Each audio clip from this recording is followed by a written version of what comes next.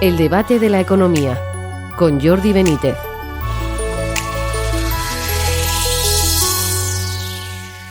Bienvenidos al debate de la economía.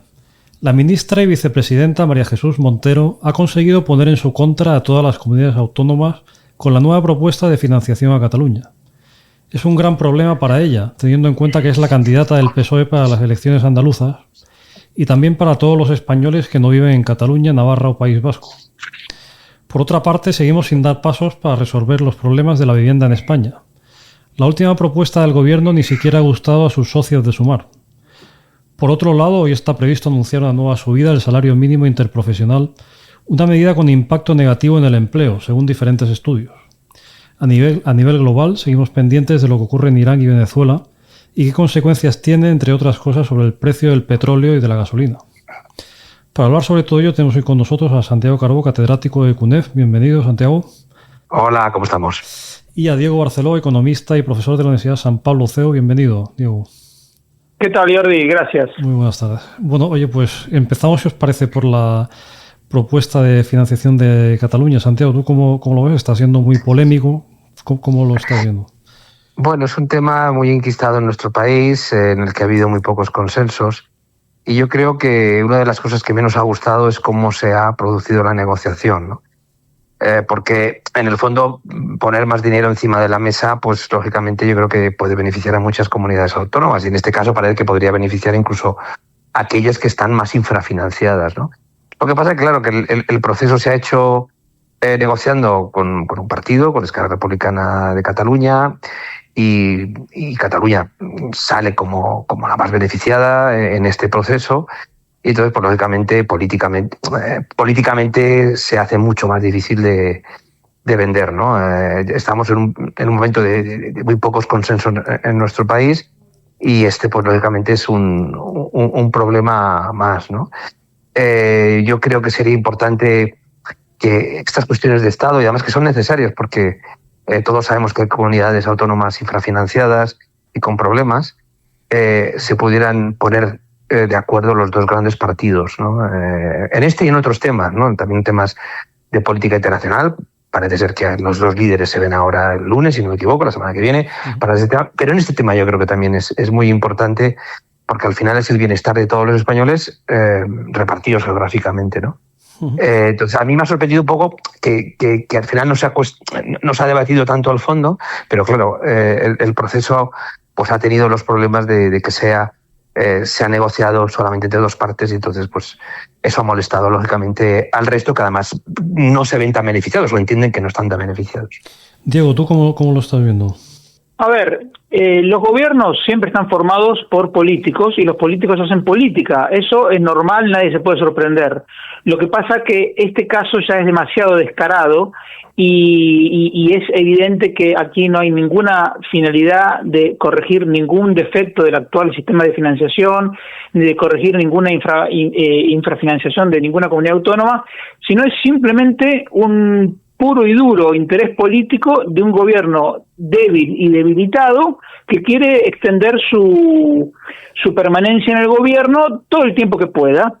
Entonces, digamos, la prueba más clara de que esto es así es que las propias comunidades autónomas gobernadas por socialistas están en contra, porque es que esto realmente no tiene un solo pase. Y el problema es que ya de mano el sistema de financiación es muy malo, porque es un sistema que comenzó en el 2009, es decir, se hizo lo peor que hay que hacer, que es cambiar el sistema de financiación en medio de una crisis, porque siempre los sistemas de financiación, la negociación tiene que arrancar para que tenga éxito en que todos van a recibir al menos lo mismo. Entonces, el gobierno les prometió a todos que sí e inventó esa fórmula de darles, de comprometerse, entregarles unas sumas fijas que 2 años después son revisadas y se compensan las diferencias. Bueno, es una cosa, es un sistema burocratizado, lento, las comunidades no saben cuánto tienen para gastar, es un desastre. Y sobre eso, todavía más desastre cuando se le quiere quitar a todos para darle a una de las comunidades más ricas. Es un verdadero desastre, pero que tiene la explicación, insisto, en que tiene un único interés político. Esto, Santiago, de todas maneras, tampoco tiene mucha pinta de que vaya a salir, ¿no? No parece, ¿no? No parece porque esto tiene un proceso muy largo, ¿no? Y creo que es hasta el verano y probablemente pues en el proceso se puede debilitar mucho esta propuesta o cambiar si se llega a acuerdo con otros partidos, claro. Oye, yendo al tema de la vivienda, porque bueno, de la cuestión de la financiación pues yo creo que ya se ha hablado mucho, ¿no? Pero la vivienda, que es un tema crucial, ¿no? De hecho es la principal preocupación de los españoles hoy en día, ¿no? Sí. ¿Qué os ha parecido esto que ha propuesto, bueno, el Real Decreto de Vivienda que propone el gobierno? Pues habla de bonificar el 100% del IRPF para los propietarios que renueven los contratos sin subir los precios a los inquilinos, regular el fraude de los alquileres de temporada y frenar el abuso del alquiler de habitaciones, entre otras cosas, ¿no? En general, ¿qué os parece, pues, cómo va lo que se va proponiendo? ¿Tú, Santiago? Todo lo que no sea una estrategia de política de vivienda global que afecte al segmento de compra, al segmento de alquiler, yo creo que es una estrategia que no va a producir los frutos. La ley de vivienda no produjo ya sus frutos, de hecho ha sacado vivienda del mercado de alquiler y ahora, pues lógicamente yo no digo que no esté bien intencionado, supongo que intenta alinear de alguna manera los intereses de algunos de los propietarios que alquilan con los inquilinos.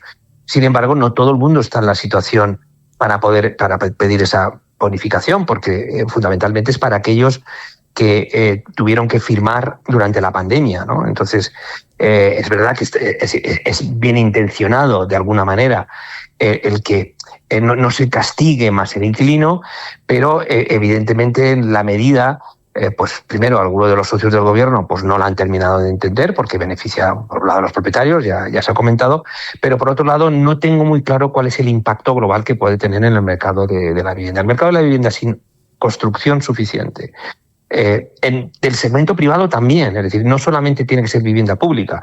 La vivienda pública, desde luego, tiene que jugar un papel, sobre todo en las zonas más tensionadas, pero sin un proceso en el que se generen todos los incentivos posibles para la construcción de la vivienda, tanto para compra como para alquiler, y una ley de suelo que reduzca completamente esa situación de incertidumbre que en este momento está impidiendo que los promotores se decidan y que el capital entre ahí, pues evidentemente yo creo que van a ser medidas paliativas, pero que no van a ir al fondo de la cuestión, que es que nos hace falta muchísima más vivienda.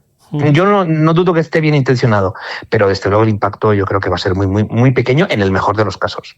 Diego, ¿tú cómo lo ves? Bueno, a mí lo que me llama la atención es lo siguiente. Uno tiene, por ejemplo, si quiere comer, puede comer por 5 euros en McDonald's o puede comer por cientos de euros en un restaurante 3 estrellas Michelin. Si uno quiere comprar ropa, puede ir a Primark y comprar un pantalón por 8 euros. Y si no, puede ir a una marca, puede ir a Armani y se gasta 500 euros, 800 euros en un pantalón. Quiero decir, el mercado provee restauración, provee hoteles, provee coches, provee ropa para todos los bolsillos. ¿Por qué no ocurre eso en el mercado de la vivienda? Precisamente porque es una cosa, entre comillas, importante y se meten los políticos. Yo digo, si tú quieres bajar el precio de la vivienda, lo primero que tienes que hacer es eliminar el impuesto de construcciones. Una empresa quiere construir un edificio y lo primero que tiene que hacer es pagar el 4% al municipio de turno. A veces es 3,65, pero por ahí anda. Segundo, la gente cuando ya está el edificio construido tiene que pagar el 10% de IVA. Y si se compra de segunda mano tiene que pagar el impuesto de transmisiones. O sea, la misma gente que te dice que está preocupada por el problema de la vivienda no hace más que ponerte obstáculos. Y luego tenemos el problema de las reclasificaciones, el problema de que hay un terreno y hay que cumplir una determinada volumetría y que entonces no se puede construir más de 3 plantas, por ejemplo, y que entonces prorratear el coste del suelo es mucho más difícil. Hay algunas regulaciones que desde mi punto de vista son totalmente contraproducentes. Por ejemplo, la norma que en Madrid impide construir pisos de menos de 40 metros cuadrados. Entonces, un chaval que podría tener la entrada para pagar un piso de 25 metros, resulta que no, que los políticos consideran que eso no es digno y que lo digno son al menos 40 metros. Entonces, el chaval, en lugar de comprarse el piso, tiene que compartir un piso con 3 desconocidos. Es un disparate. Entonces, lo que yo diría es, ¿quieren arreglar el problema? Saquen sus sucias manos del mercado de la vivienda. Bajen los impuestos y dejen que la gente se busque la vida en el buen sentido. Es decir, la gente sabe lo que tiene que hacer. El problema es que los obstáculos, o sea, el mercado de la vivienda no funciona porque no lo dejan funcionar simplemente.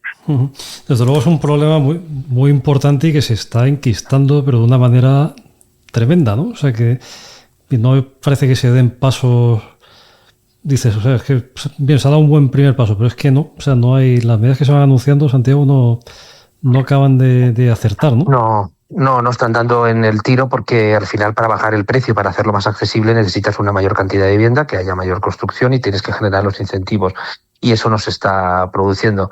Es cierto que no olvidemos que al final uno tiene que poner siempre en duda si los gobiernos desean realmente que baje el precio de la vivienda. Una gran parte de los propietarios no van a estar muy felices si baja el precio de la vivienda, porque es una manera en la que han canalizado su ahorro. Es decir, al final, entonces es complejo el proceso con tantos intereses enfrentados, pero desde luego yo creo que sí que habría que tomarse en serio, por lo menos para ese grupo de personas que no tienen acceso en este momento, los jóvenes, ¿no? Pero no es fácil, no es fácil, y yo creo que son 20-25 años de inacción, sin política de vivienda clara, con una intervención en el mercado muy, muy compleja que no ha facilitado nada, desde luego. Y también hay algo importante que mencionó Santiago, que es que se construyen pocas viviendas. Hoy se construyen, en los últimos 12 meses, se inició la construcción de 140.000 viviendas. Y somos prácticamente 50 millones de habitantes. Entre 1980 y 1992, de media, se construyeron 240.000 viviendas por año, cuando la población era de menos de 40 millones de habitantes. Entonces, repito, 140.000 por año para 50 millones y 240.000 cuando éramos menos de 40. Por lo tanto, hay un problema de vivienda. Entonces, de construcción. ¿Y por qué no se construye? Porque con las normas cambiantes en cada comunidad autónoma, en cada municipio, es imposible construir. Entonces, por eso, una vez más, yo digo, el problema lo crea el propio gobierno, digamos, por ignorancia, por torpeza, por lo que sea, pero el problema está ahí.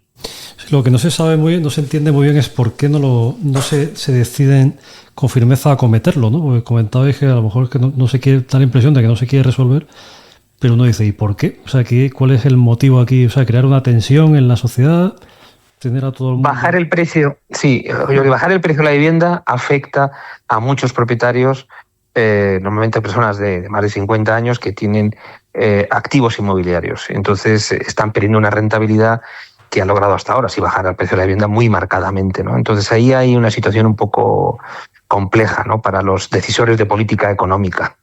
Sí, y además que bajaría el valor de las garantías de los bancos, de las hipotecas. Eso es un problema gordo. Muy bien. Oye, os pregunto también ya saben los oyentes que grabamos los jueves por la tarde, pero se emite el viernes por la mañana, de modo que el viernes durante el día de hoy, de viernes, pues se prevé aprobar una nueva subida del salario mínimo interprofesional, ¿no? Bueno, esto muchas veces lo hemos hablado, ¿no? Pero por recalcar un poco, se sigue, pensáis, esto tiene un impacto claro sobre el empleo, ¿no? Santiago, si quieres.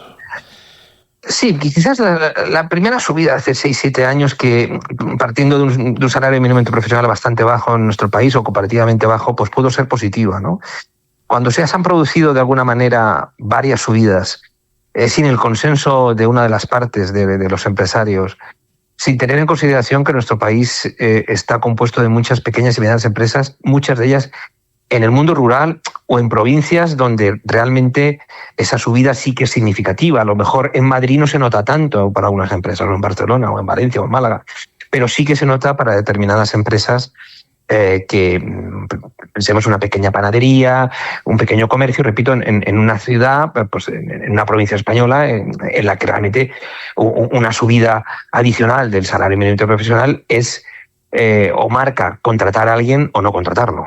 Entonces, o incluso reducir el personal, ¿no? Entonces, yo creo que sin la participación de todas las partes, sin una hoja de ruta clara hacia dónde se quiere ir con el salario mínimo interprofesional, pues tenemos el problema de que vamos a tener empresas, sobre todo pequeñas y medianas, y sobre todo aquellas en el ámbito de las provincias en las que la subida del salario mínimo interprofesional, que repito, es homogénea, es para todas las provincias igual, pues sí que genera un efecto mayor que en grandes capitales, donde a lo mejor sí que es asumible por la mayoría de las empresas. Uh-huh.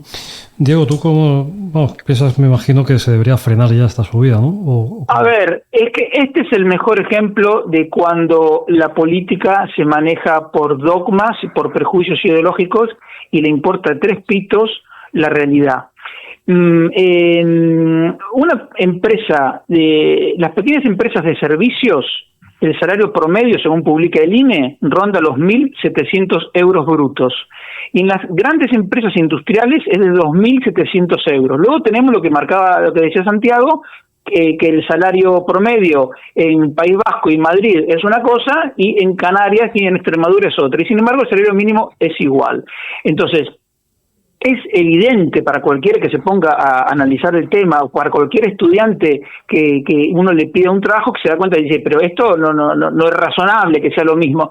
Cuando el salario mínimo equivalía al 40 o 45% del salario medio, bueno, no iba a problema, pero ahora se ha llevado el 60%, cosa que no pasa en ningún país europeo, porque esa interpretación restrictiva de la Carta Social Europea que hace el gobierno es un capricho, porque la Carta Social Europea no exige a los países que el salario mínimo equivalga al 60%, empezando por el hecho evidente de que hay 5 países de la Unión Europea que no tienen salario mínimo: Italia, Austria, Dinamarca, Suecia y Finlandia. Entonces, para mí es cuando se hace de manera exagerada, como se está haciendo desde hace algunos años, es una violación del derecho de propiedad, es una violación del derecho a la libre negociación entre empleadores y empleados, es, digamos, un ataque directo a las microempresas, a los autónomos que no pueden crecer. Bueno, y por algo, esa es una de las razones que también profundiza el problema estructural de la economía española, de que nuestras empresas tienen un tamaño medio más reducido, porque claro, si no las dejan crecer, ¿cómo van a crecer? Claro,